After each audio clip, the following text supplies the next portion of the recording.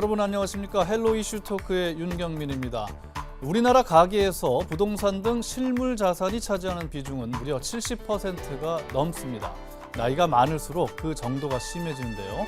문제는 최근처럼 부동산 값이 하락하면 가계 자산이 크게 흔들릴 수 있다는 겁니다. 고령의 은퇴자들은 특히 더 취약할 수밖에 없는데요. 오늘은 은퇴 후 안정적인 수입을 위한 부동산 투자 전략에 대해서 알아보겠습니다. 스튜디오에 두 분 모셨습니다. 박원갑 KB국민은행 수석부동산 전문위원 그리고 하정민 전주대학교 개건교수 나오셨습니다. 안녕하십니까? 어서 오십시오. 네, 안녕하세요. 네. 자, 은퇴자 혹은 은퇴하시는 분들을 위해서 저희가 이제 부동산 전략을 짜드리는 그런 이제 시간인데 먼저 이제 대부분의 분들이 부동산은 꼭 이제 한 채를 갖고 계시려고 하고 그게 전부인 자산의 분들이 꽤 있어요. 네. 이런 자산 구성 어떻게 보십니까? 이게 연세가 드실수록 50대, 60대로 올라갈수록요. 네. 이렇게 자산 구조의 비중이 부동산의 60% 이상 되시는 경우가 굉장히 많거든요. 보시게 되면은 60%는 부동산에 가 있고요. 네. 그리고 나머지 약간 30에서 40% 정도가 이 중에서도 예금 금리가 한 25%. 네. 나머지는 금융 자산인데요. 사실 다른 나라랑 비교해 봤을 때 지나치게 부동산 자산이 좀 과중이 되어 있는데 네. 사실 어찌 보면 이것이 굉장히 당연합니다. 왜냐하면 옛날 같은 때에는 집 한 칸에서 시작했다가 집 구조를 평수를 넓혀가면서 내 자산이 같이 증식되는 구조로 예. 부동산 시장이 우상향하는 구조로 됐기 때문에 그렇죠. 이게 당연한 현상이지만 지금 같은 경우에는 예전보다 부동산의 상승 주기가 네. 생각보다 굉장히 많이 짧아졌습니다. 옛날에는 뭐 10년 턴을 봤다면 5년 턴, 3년 턴까지도 굉장히 급속과 급냉이 네. 급격하게 나타나는 시점이기 때문에 이러한 사이클을 좀 봤을 때는요, 이제 다른 이제 금융 상품이 기존보다 또 많이 나왔으니까 예. 뭐 연금이라든지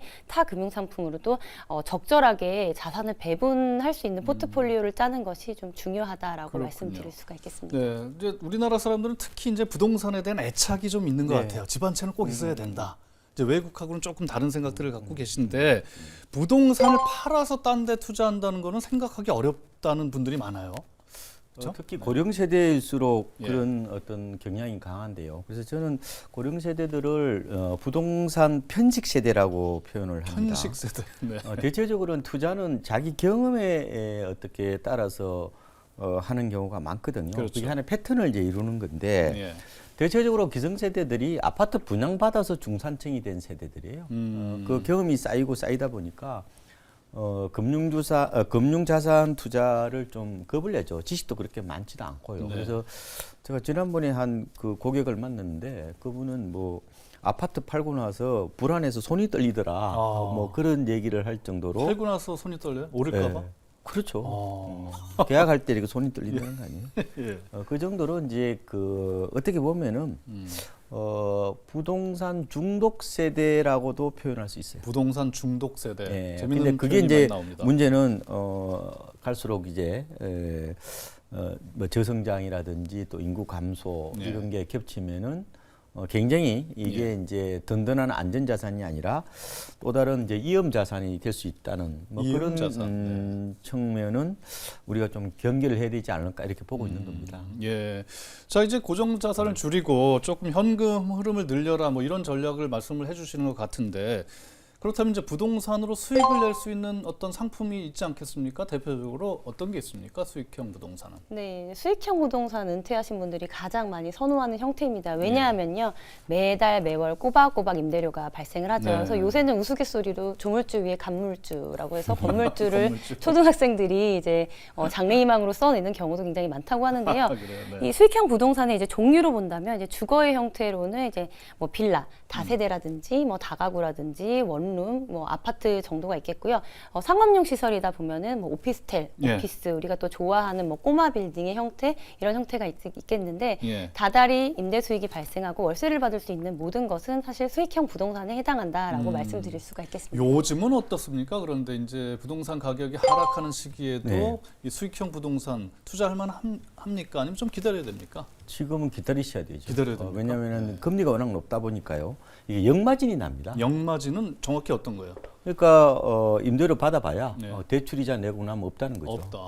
오히려 손해 본다. 그래서 네. 지금은 좀 더 신중하게 접근해야 되고요. 뭐 네. 가격이 아주 많이 빠지면 모를까. 지금은 대단지 아파트들은 어느 정도 가격이 빠졌거든요. 예. 근데 뭐 지금 말씀하시는 오피스텔, 네. 그다음에 상가, 네. 상가주택, 뭐 단독주택, 다세대주택, 뭐 빌딩 이런 것들은 가격이 별로 빠지질 않았습니다. 아, 왜냐하면 그래요? 거래가 안 되기 때문에 아, 시세 포착 자체가 안 됩니다. 형성이 안 되는군요. 그래서 자칫 이게 이제 그 거품을 살 가능성이 있거든요. 예. 그래서 어느 정도 조정을 보고 난 뒤에 좀 접근해야 됩니다. 예, 그래서 지금은 들컥 샀다가는 예, 손해볼 수가 오히려 노후에 어떻게 보면 안정적 생활을 하는데 걸림돌이 될 수 있습니다. 오히려 예, 그러니까 예. 신중하게 좀 관망하는 자세가 필요하다 말씀하셨는데 실제로 상가 빌딩 이런 거 투자했다가 실패해 본 사례가 있죠?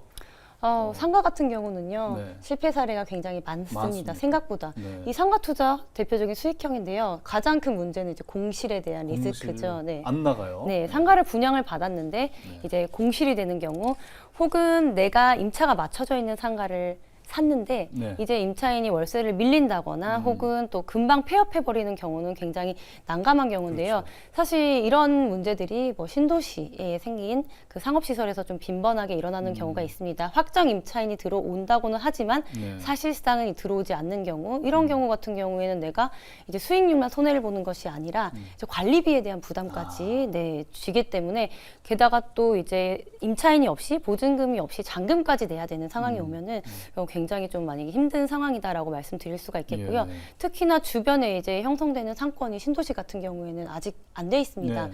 그리고 형성이 됐다 하더라도 주변에 또 다른 상가가 공사 중인 경우가 굉장히 많아요. 그렇기 예. 때문에 이 상가 투자 같은 경우에는 입지라든지 이런 것도 봐야 되지만 분양가랑 주변의 경쟁 매물, 그리고 네.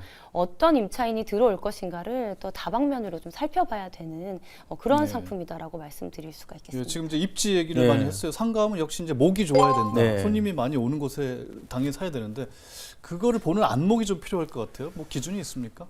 두 가지만 말씀드릴게요. 일단은 상가는 건물주인 눈으로 보시면 안 돼요. 그러면 세입자 눈으로 세입자의 봐야 되죠. 눈으로 봐야 그러니까 된다. 월세 낼 사람의 시각에서 아하. 바라보는 게 중요하고요. 예. 두 번째로는 저는 과거의 어떤 그 부동산 패러다임으로부터 벗어나야 된다고 보는데요. 우리가 이제 부동산 조금 배우면 이런 얘기도 한단 말이에요. 첫 번째도 입주, 두 번째도 입주, 세 번째도 입주 그러는데 모두 다 입주군요. 요새는 상가 시장은요, 거의 절반 정도가 모바일이 침투했다고 보면 돼요. 모바일이 침투했다. 예. 모바일로 다 검색하고. 모바일로 다 쇼핑하는 시대잖아요. 쇼핑하고. 배달해 먹는 그런 네. 시대에서 과연 상가를 사서 따박따박 월세 받는 게 이게 과연 맞는 로망인가? 예. 이걸 다시 한번 생각해 보셔야 되고요. 그리고 얘기를 안 놓으면요, 별로 소비할 일이 없어요. 아기를 안 낳으면 소비할 그렇죠. 일이 없다. 예. 그 교육비 안 앵커분도 들고. 보통 보면 예. 그 자식들한테 돈 다 들어가잖아요. 절반 가까이 들어가는 그러니까요. 것 같아요. 그러니까 사교육비. 연세 드시면 소비를 많이 안 합니다. 그래서 고령화가 심화될수록 이 오프라인 상권은 엄청나게 어떻게 보면 구조조정이 필요한 거예요. 네. 그래서 물론 입지에 따라 좀 다르긴 하겠죠. 초양극화 현상이 나타날 텐데 예, 예. 안 좋은 경우의 극단적인 모습은 아까 교수님 말씀하신 것처럼 지방의 혁신도시나 이런 신도시 가보시면은 그게 어떻게 보면은 우리의 미래가 될 수가 있습니다. 예. 그래서 그거는 굉장히 조심해야 된다는 예. 거예요. 그래서 저는 이왕이면 이제 그 캐시플로우 월세를 챙기시려면은 예, 어떤 게 좋습니까? 저는 오히려 아파트를 다시 아파트. 보는 것도 중요한 것 같아요. 아파트의 재발견이라고 말씀을 드리는데 예. 아파트는 그 동안에 이제 사놓고 기우제를 지내는 거죠. 예. 뭐 집값 오르기만 기다리는 건데 그거보다 오히려 월세가 나오는 또 다른 금융 상품이라는 인식을 할 필요가 있어요. 집값이 많이 빠졌잖아요, 예. 지금. 그러면 수익률이 적어도 한 3% 혹은 4%까지 나올 겁니다. 월세 수익률이. 예, 예. 그리고 이제 아파트는 그렇게 관리할 게 없잖아요. 예. 우리 사실상 월세 받는 거는 세입자를 대하기가 예. 쉬운 게 아니에요. 이게 감정노동이거든요. 그래서 저는 아파트는 그 동안에 일종의 시세 차익을 안겨주는 우리한테 어떤 일종의 투기 상품이거든요. 예, 예. 그런 측면이 있었는데 예. 이제는 월세가 어느 정도 나오느냐 그런 시각으로 부동산을 바라봐야 된다는 잠깐 말씀을 따져볼게요. 그럼 네. 10억짜리 아파트를 샀습니다. 네. 월세를 얼마를 받아야 3%, 4% 수익을 얻는 건가요? 계산을 좀 해볼게요. 10억짜리를 샀어요. 그러면 3%가 되려 그러면 3천만 원입니까? 4천만 원 연간. 그러면 연간 월세가 350만 원 뭐 이 정도를 받아야 되는 거 아니에요? 보증금 한 1억에 250만 원 정도 내지 한 300만 원 정도 그렇게 받으시면 되는데 내면서 월세를 사는 그 수요가 있나요? 실제로요. 예. 지금 월세화가 급진전됐고요. 그거는 전세가 이제 사라지고. 요새 뭐 포털 사이트라든지 이런 데 들어가 보시면은 월세 거래량 보면요 깜짝 놀랍니다. 늘어나고 있습니다. 물론 이제 순수 월세 보기보다는 반전세도 많고 반월세도 많은 건데 네. 그래서 무조건 아파트 사라 그런 개념이 아니라 네. 조금 접근을 달리하는 그런 말씀을 드리고 싶고 예, 예. 그거는 두 가지 이 측면에서 이걸 보시면 돼요. 하나는 월세 거래량을 보셔야 돼요. 예, 월세 거래량. 그리고 말씀하신 것처럼 월세 수익률을 두 가지 보고 판단하시면 되는 거예요. 네. 그래서 보통 아파트를 바라볼 때 저 예. 가격이 얼마 오를까라고 보통 생각하기 쉬운데 그게 아니고 저기서 나를 어떻게 보면은 12번 행복하게 해줄 예, 1년에. 월세가 어느 정도 나올 예. 거냐를 보고 판단하셔야 된다는 거예요. 그렇죠. 그래서 공실이 생기지 않아야 되고. 그렇죠. 그죠? 예. 그건 구축이 당연히 이제 역세권이나 대단지나 이런 기본적인 요건을 다 갖출 겁니다. 그렇겠네요. 그래서, 입지가 좋은데. 네. 꼭 부동산을 통해서 노후를 준비하시려고 그러면은 네. 부동산을 바라보는 안목을 혹은 어떻게 보면은 생각을 네. 좀 바꾸라는 말씀을 드리고 싶은 거예요. 생각을 바꾸라. 네. 아파트의 재발견. 아파트를 사서 임대, 월세로 수익을 내는 방법도 있다. 이런 말씀하셨는데, 예, 근데 보시는 분들이 좀 판단을 하셔야 될 것 같고. 요즘 또 땅 투기가 한참 이제 문제가 됐었는데 땅은 투자하면 무조건 안 된다. 뭐 이런 건 아니겠습니다만 조심해야 될 부분이 있죠. 어떤 네. 부분이 있습니까? 아무래도 지금 이런 시기에 소액으로 그리고 소규모로 네. 그리고 기획 부동산들이 굉장히 많은데요. 네. 사실 이제 토지일 때 같은 경우가 굉장히 이 진짜 시세를 가늠하기가 어렵습니다. 어렵죠. 예, 과거 같은 경우에는 공시지가에 뭐 곱하기 10배를 해라, 20배를 해라라는 예. 얘기가 나오지만 지금 같은 경우에는 또 이 토지 시세 같은 경우 거래가 또 잘 안 되기 때문에 네. 위원님 말씀처럼 어느 정도 하락세고 이제 시세가 어느 정도 가늠하기를 어려운데요. 예. 요새도 지금 뭐 개발주의보가 많이 좀 불고 있습니다. 네. 그래서 이제 과연 내가 아는 이 정보는 누구나 다 알고 있는 정보는 기하급수적으로 그리고 또 이제 가격이 많이 상승할 수 있는 기회가 있다라고 판단하기는 조금 어려워 보이고요. 특히 네. 기획부동산 같은 경우에는 이제 뭐 조합의 이름이나 혹은 뭐 법인의 이름으로 대규모 토지를 미리 매수해서 그거를 지분 공유나 쪼개기 형태로 파는 경우가 굉장히 많습니다. 따라서 이렇게 뭐 소유권을 가지고 오실 때 뭐 이런 뭐 토지가 구분이 되어 있다든지 이런 부분을 반드시 따져 보셔야 되고요. 특히나 개발 계획 같은 경우에는 시군구청 가면 다 알려줍니다. 네, 그렇기 때문에 이런 부분에 너무 현혹되지 않으셨으면 네, 가끔 전화 와요. 모르는 번호로 맞아요. 받아보면은 뭐 땅 갖고 있으면서 투자한다고 투자를 모신다 그러는데 혹하게 만드는데 저는 이제 무조건 끊기는 합니다만 네. 그런데 또 넘어가는 사람들이 간혹 있지 않습니까? 조심해야 될 부분 어떤 게 있습니까? 요새는 잘 안 넘어갑니다. 안 넘어갑니까? 네, 하도 많이 당해봐가지고. 예, 예. 그런데 이제 그 기획부동산은 MZ 세대 말하면 2030 세대를 대상으로 네. 마케팅을 하지 않습니다. 오히려 이제 고령자들. 왜 그러냐면요, 예. 이 땅에 대한 향수가 있는 분들을 대상으로 어떻게 보면은 욕망을 파는 것일 수도 있거든요. 욕망을 판다. 예. 네. 근데 그때는 한번 자신한테 한번 물어봐야 돼요. 저 좋은 부동산을 왜 나한테 팔까? 나는 저 양반 알지도 못하는데, 아니면 자기 뭐 친인척이나 부모한테 팔지 왜 나한테 팔까? 이렇게 한번 생각을 해 보셔야 될 것 같고, 예. MZ 세대들, 그러니까 예. 앞으로 세상의 주역인데요. 이분들은 땅으로 재테크를 한다는 생각을 안 합니다. 그래서 기본적으로 네. 이제 시골에서 자랐던 세대, 네. 흔히 말하면 이제 논두렁, 밭두렁 밟고 자랐던 네. 세대한테 먹히는 코드예요. 향수가 있으니까. 그래서 항상 노후에 부동산을 투자하실 때요, 바로 방향성은 예. 우리 세대의 욕망에 초점을 맞추지 마시고 아래 세대의 욕망에 초점을 맞춰야 됩니다. 왜냐하면 세입자들이 그 아래 세대니까요. 네. 그 세대들이 나중에 들어와서 임대료도 내고 그럴 네. 텐데요.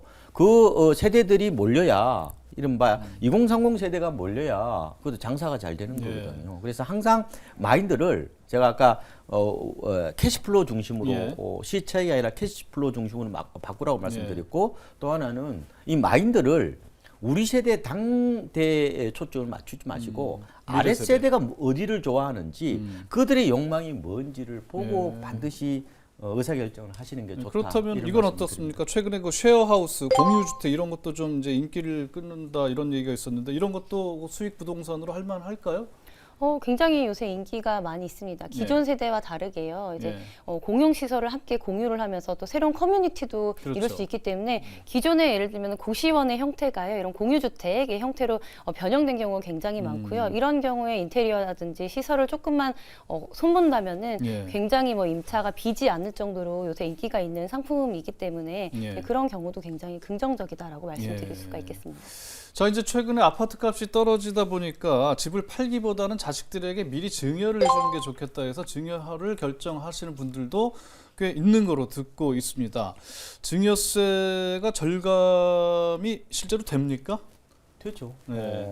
그거는 사실상 뭐 자세한 세금 상담을 한 뒤에 의사 결정을 하시는 게 좋고요. 예. 덜컥 이렇게 결정했다가 네. 나중에 낭패를 보는 경우가 너무 많습니다. 아, 그래요? 예. 그리고 과연 이게 절세는 맞다 하더라도 이게 과연 우리 이 자녀들의 어떤 그런 성장이라든지 뭐 이런 측면에서 그게 과연 맞는 건지도 한번 따져봐야 돼요. 예. 그래서 이런 절세에만 따지지 마시고 네. 다른 점도 충분히 저는 고려해서 결정을 해야 된다 예. 이런 말씀을 좀 드리고 예. 싶습니다. 세금 관련해서 또 한 가지 이제 질문을 드리겠습니다만은 고령인데 부동산 때문에 적지 않은 세금을 내시는 분들이 있어요. 특히 이제 작년, 재작년 같은 경우에는 이제 종합부동산세, 종부세라 그러죠. 낡은 아파트, 오래된 아파트 하나 갖고 있는데 2,300만 원을 냈다는 거예요. 그 불편해서 김포에다가 그냥 아파트를 새 거를 사서 들어가 살고 여의도인데 여기에 그냥 낡은 아파트를 갖고 있었는데 2,300만 원의 종부세 폭탄을 맞았다는 거죠. 종부세가 좀 낮아지긴 이제 하겠지만은 네. 세금을 좀 덜 내면서 살 수 있는 어떤 팁은 없습니까? 이제 그런 케이스. 지금 뭐 고령이시고 네. 1주택을 가지고 계신 분들이 문의가 굉장히 많은데요. 네. 사실 이건 좀 뭐 생각하기 나름인데요. 저는 이런 분들한테는 매달 월 수입이 없다면은 그래도 이제 주택연금을 조금 추천을 주택연금? 해드리고 싶습니다. 많은 분들이 조금 아쉽다고 생각되실 수가 있어요. 왜냐면 현재 시가대로 이제 예. 금액이 산정이 되기 때문에 이런 부분과 또 하나는 이제 내가 이걸 집을 하나 마련했는데 자식한테 물려주고 싶은데 그렇게 예. 되지 못하면은 너무 속상할 것 같다라고 그렇죠. 말씀하시는 분들도 계신데요. 사실은 만약에 이제 내가 연금을 받다가 만약에 받다가 이제 증여라든지 이런 부분이 자식한테는 안 가지만요. 네. 내가 가지고 있었던 집에 이제 가산되는 가치가 내가 그동안 받았던 연금을 제외하고, 그러니까 뭐 대출금이라고 하죠. 대출 네. 원리금을 제외하고 만약에 금액이 남는다 하면은 이 부분 같은 경우에 자녀에게 증여가 가능하게 예. 됩니다. 그렇기 때문에 만약에 이렇게 생활비가 없고 월 소득이 좀 분명하신데 그리고 네. 주택 하나만 가지고 계시고 그리고 세금으로 고민하시는 분들 같은 경우에는 제가 이러한 것도 한번 고민해 보시라고 조언을 좀 드리고는 있습니다. 예. 자, 이제 은퇴 이후에 부동산으로 수익을 내는 방법에 대해서 저희가 이제 좀 연구를 하고 있습니다만은 부동산 투자의 10계명도 있을 것 같습니다. 사기당하지 않기 위한 방법도 있고. 그래서 공평하게 두 분께 부동산 투자 5계명씩 말씀을 드리도록 기회를 드리겠습니다. 우리 박원갑 5계명까지는 안 나올 것 같고요. 아, 그래요? 한 네. 3계명 정도만 말씀을 3계명, 드리겠습니다. 특정 자산의 몰빵은 굉장히 위험한 겁니다. 이 마치 바람 부는 날 계곡에서 외줄타기 하는 거하고 거의 비슷한 건데 네. 그래서 부동산의 몰빵은 위험하다. 몰빵은 위험하다. 분산해야 되고 네. 금융자산하고 부동산하고 5대5를 섞는 게 제 생각에는 좋아 보이고요. 예. 부동산은 한 번 사놓고 가격이 오르는 그걸 기다리는 부동산보다는 매달 캐시플로우가 나오는 그래서 부동산은 월세가 나오는 상품이라는 인식을 좀 굳건하게 가지는 게 예. 좋을 것 같고요. 아파트가 됐건 단독주택이 됐건 상가가 예, 됐건. 그렇죠, 그거 좋습니다. 네. 그다음에 세 번째로는 그 공간 욕망에 대한 건데요. 예. 그러니까 우리 세대보다 아래 세대의 공간 욕망을 이제 고려하라는 건데 기본적으로 2030 세대들은 예. 도심 키즈입니다. 도심. 예. 특히 아파트에서 자란 세대죠. 예. 그래서 이들이 어디를 좋아하는지를 항상 염두에 두고 판단하셔야 될 것 같고요. 혹시 좀 나이가 좀 드셨으면은 우리 아들 딸이 어디를 좋아하는지 보고 네. 판단하셔도 예. 돼요. 역세권, 뭐 도심 이렇게 말씀하시는 것 같아요. 그게 이제 말하자면 외곽보다 도심이 될 것 같고요. 나이 들면 오히려 외곽에 가서 살고 싶은 욕구가 생겨요. 그건 가능합니다. 예. 어떻게 하냐면은 예. 아까 여의도 말씀하셨죠. 이 소유와 거주를 분리하는 거예요. 아, 소유는 도심에 하고. 아까 그러니까 가령 이제 여의도에 아파트를 월세 놓고 뭐 김포에 가 그 종부세 사시든지 폭탄 맞았잖아요, 그분은. 그때 월세를 받으면 그걸 낼 수가 있잖아요. 예. 그런 방식으로 하시든지 네. 그다음에 좀 부연하자면은 결국은 앞으로 이제 이 인구가 줄면은 이 초양극화 현상이 나타납니다. 그래서 세상 인구가 급격하게 줄어드는 상황에서 이 절대적 안전지대는 없어요. 안전지대는 없다. 상대적 안전지대를 찾는 거거든요. 그래서 이 상대적 안전지대가 아까 말씀드린 것처럼 도심이고 예. MZ 세대가 선호하는 곳이고 어떻게 보면은 도심이고 예. 이렇게 좀 보시면 될 것 같다. 그래서 지금 막 과거처럼 무차별지가 오르는 그런 시대가 아니에요. 이제 더 압축해야 되거든요. 네네. 그래서 꼭 제가 말씀을 드리면은 반드시 부동산을 살 때에 예. 우리 아들, 딸이 네. 우리보다 한 두 세대 아래일 거예요. 네. 가령 베이비 부모면은 밀레니얼 세대잖아요. 네. X 세대면은 지금 MZ 세대. Z 세대일 텐데. 세대. 예. 그래서 항상 부동산을 바라볼 때 나의 경험으로 가지고 판단하지 말고 이 세상을 이끌어갈 네. 그 아래 세대의 시각에서 바라보면은 네. 결코 아마 실패를 실패를 하지 안 않을 거다. 네. 저는 이렇게 좀 말씀을 드리겠습니다.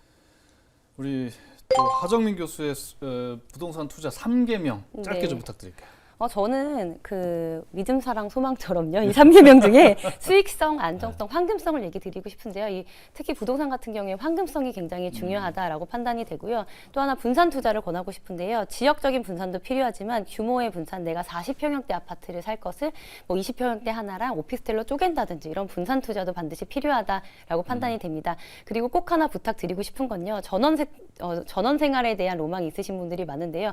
미리 살아보시고 그 다음에 정리하시고 내려가도 늦지 않다라는 말을 꼭 좀 드리고 싶습니다. 예, 수익, 안정, 환금성 이 세 가지를 짚어주셨습니다. 많은 도움이 되셨을 걸로 생각이 드는데요. 오늘 그 은퇴 후에 노후의 안정적인 수익을 위한 부동산 투자 전략에 대해서 알아봤습니다. 오늘 두 분 말씀 잘 들었습니다. 예, 고맙습니다. 자, 미래를 준비할 좋은 정보였기를 바랍니다. 헬로 이슈 토크는 여기서 마치겠습니다. 시청해주신 여러분 대단히 고맙습니다.